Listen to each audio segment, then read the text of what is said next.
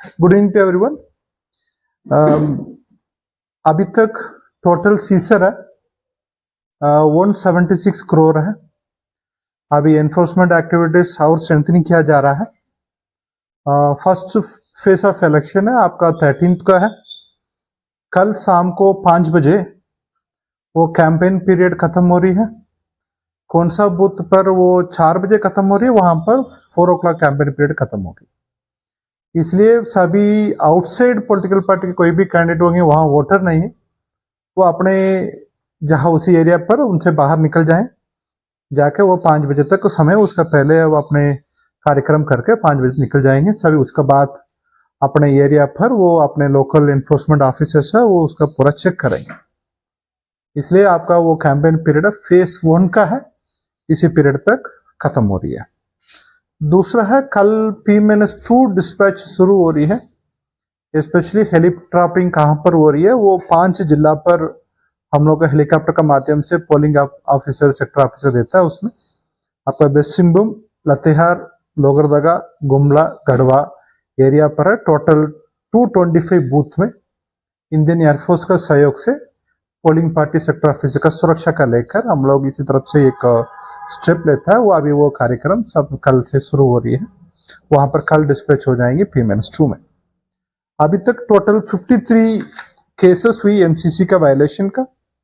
उसमें सरायकला में 3, रांची में 5, Simdega 2, Dhanbad 3, Ramgarh 2, east Singh 2, Deoghar 1, Garhwa 28, जमदाड़ा 1, Hazaribagh 2, Palamu 1, Sahibganj 1, Giridih 2, total 53 cases हुई थी।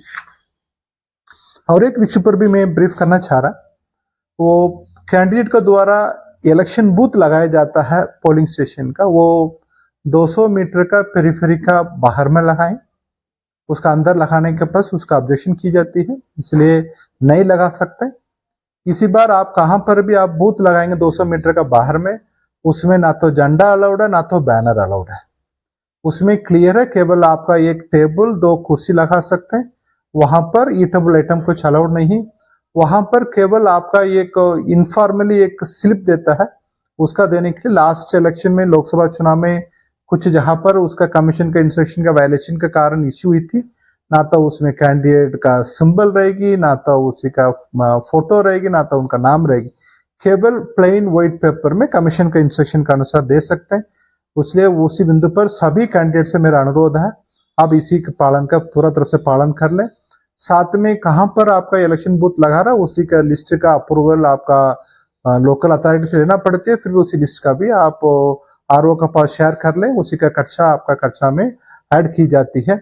इसी जहां पर कोई भी वोट कर दिया उसके बाद दोबारा उसी बूथ पर आकर बैठने के लिए अनुमति नहीं। केवल वोट में किसी का भी कोई रिस्ट्रिक्ट नहीं करना है। वहां पर कोई मंदिर में कहां पर भी जहां पर नहीं रखना, कोई एनक्रोच जहां पर उसका नहीं लगाना। दूसरा है कमीशन का वो इंस्ट्रक्शन बहुत ही क्लियर है, वोटर अपने बूथ में जाने के समय में उनका एपी कार्ड ले जाना। एपी कार्ड नहीं है तो उनके साथ में 12 अल्टरनेटिव डॉक्यूमेंट है।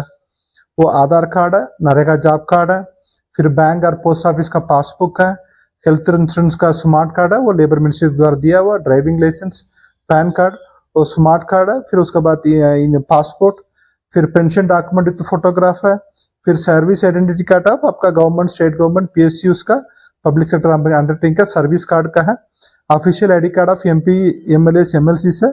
तो यहाँ पर फिर यूनिक आईडी कार्ड है, मतलब आपका आधार, ये यूनिक डिसेबिलिटी आईडी कार्ड है। ये कार्ड 12 डॉक्यूमेंट अवेलेबल है।